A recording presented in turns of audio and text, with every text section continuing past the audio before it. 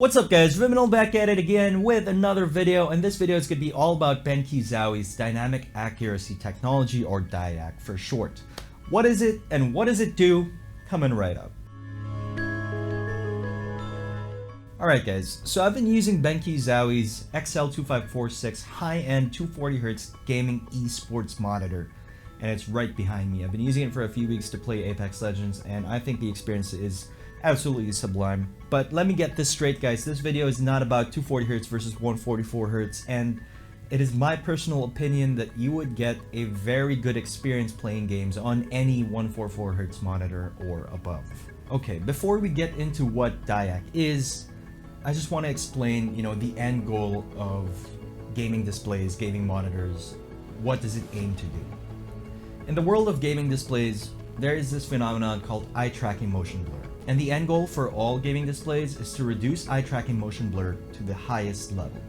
The way to reduce that, number one, first and foremost, is to have a high refresh rate for your display. For example, a 144Hz monitor would refresh the image or update information on your screen faster compared to a 60Hz monitor, a typical non-gaming display.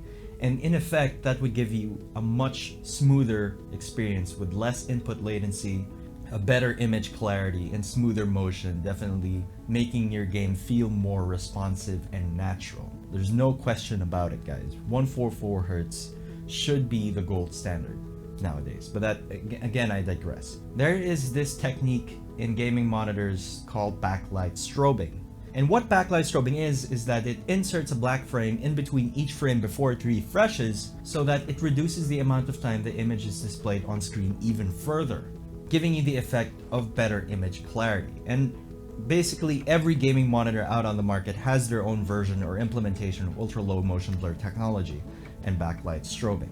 Now, a lot of people say BenQ Zowie's implementation of this backlight strobing technology is the best, and it uses a custom algorithm to basically strobe the backlight of the monitor. So now that you know what ultra-low motion blur technology is, now that you know what eye tracking motion blur is and how to reduce it, how does DyAc affect your game?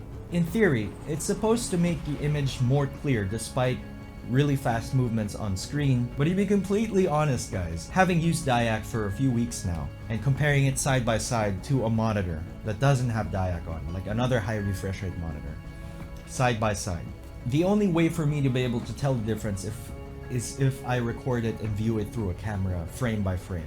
While I'm actually in the heat of battle in game, when I'm really focused in game, I'd be really hard pressed to tell the difference between DyAc on and off, to be completely honest with you.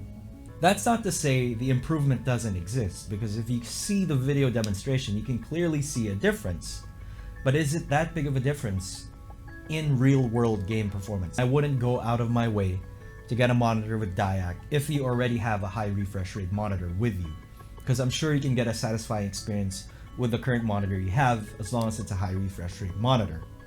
However, if money is no object, and if you're that type of competitive gamer who wants that extra 1% advantage wherever he can get it, maybe DyAc is the way to go. In the best case scenario, you would have a DyAc monitor.